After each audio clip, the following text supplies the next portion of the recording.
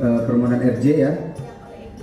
Ya, permohonan RJ, kami penyidik menunggu dari kedua belah pihak untuk permohonan RJ-nya, dan kami akan fasilitasi sebagaimana Kitab Undang-Undang Hukum Pidana maupun KUHP kita. Berikutnya tadi masalah pendapat. Oh iya, sudah kami limpahkan untuk 3 tersangka yang sebelumnya.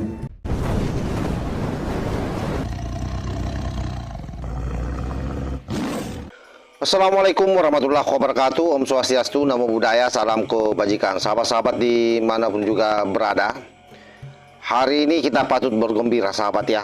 Ada kemajuan yang sangat signifikan dilakukan oleh Polda Metro Jaya, sekalipun sebenarnya kalau kita melihat ini sangat lambat, di mana berkas kasus teroris yang 3 orang ini yang masuk dalam kategori 2 ya, atau klaster 2, yaitu Suryo dan Dr. Tipa maupun Rismon Sianipar sudah dilimpahkan ke kejaksaan sahabat. Itu artinya bahwa negara sudah secara resmi menyatakan alat bukti cukup, unsur pidana terpenuhi, sekalipun kita tahu bahwa sebelumnya para kucluk teroris ini juga meminta agar mereka mendatangkan ahli, terutama dalam kerangka untuk meringankan dia punya tuntutan hukum, karena memang hukumannya tidak main-main, di atas 12 tahun sahabat. Oleh karena itu saya kira yang paling penting bagaimana di kejaksaan kasus ini dipercepat dan kalau bisa dilakukan penahanan, karena harusnya memang proses penahanan itu dulu pada saat mereka sudah tersangka itu dilakukan oleh Polda Metro Jaya. Nah, karena kelalaian daripada pihak penyidik Polda Metro Jaya, akhirnya apa yang terjadi? Mereka melakukan kesalahan yang berulang secara terus-menerus, dan bahkan lebih gila lagi, baru-baru ini dia melaporkan 7 orang YouTuber maupun pendukung Pak Jokowi.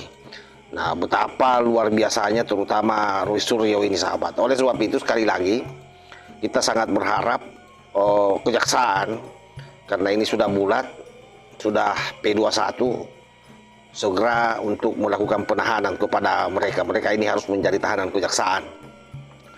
Nah, untuk lebih jelasnya ini coba kita simak bagaimana pernyataan daripada Polda Metro Jaya ya, yang langsung diumumkan oleh Pak Kapolda didampingi oleh Diskrimum.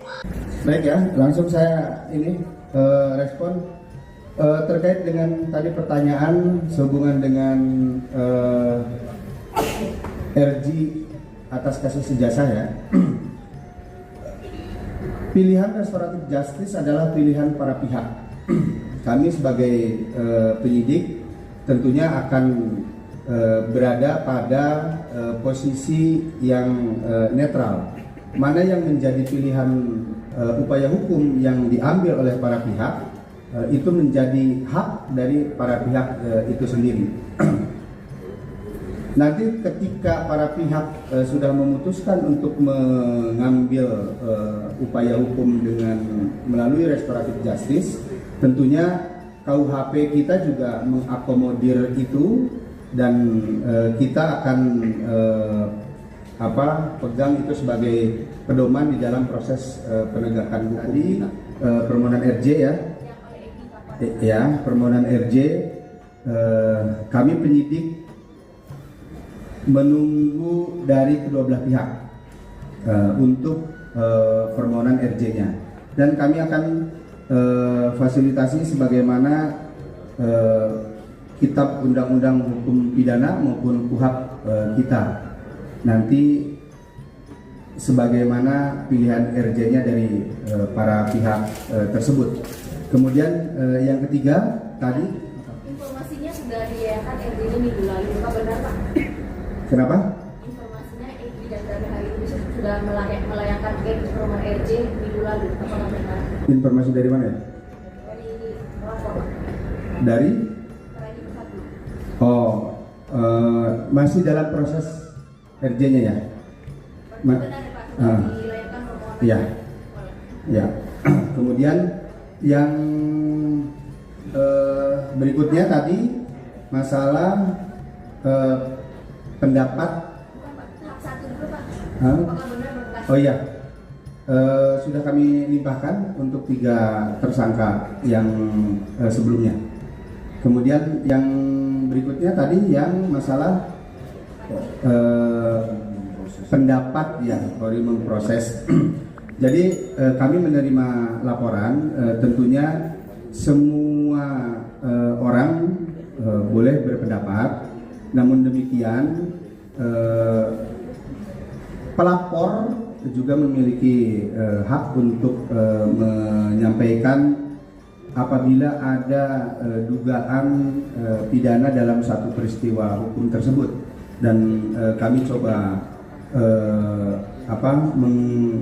menggali, karena itu menjadi kewajiban kami juga untuk menerima setiap laporan polisi yang disampaikan oleh masyarakat. Saya kira sudah jelas sahabat ya, apa yang disampaikan oleh Polda Metro Jaya ini memberikan gambaran kepada kita bahwa semakin terang-benderang kasus ini. Sekalipun lambat, sekali lagi saya sangat menyesalkan tindakan Polda Metro Jaya yang betul-betul memperlambat kasus ini, padahal seluruh berkas, data yang dibutuhkan, saksi ahli itu sudah terpenuhi semua, dan itu tidak main-main. Oleh karena itu, sekali lagi tidak ada harapan lain bagi kita semua ini. Kasus ini memang harus betul-betul dipresur dengan apik sehingga bisa masuk ke proses persidangan cepat. Dan bagi Bang Egy Sujana ya, termasuk Damai Hari Lubis, saya apresiasi. Mudah-mudahan proses restoratif justice yang diajukan cepat juga difinalisasi sahabat, karena saya dengar informasinya Bang Egy ini mau berobat ke siang, mau keluar. Nah, sementara tersandra dengan kasus ini. Saya kira demikian sahabat ya, mudah-mudahan ada manfaatnya. Wassalamualaikum warahmatullahi wabarakatuh.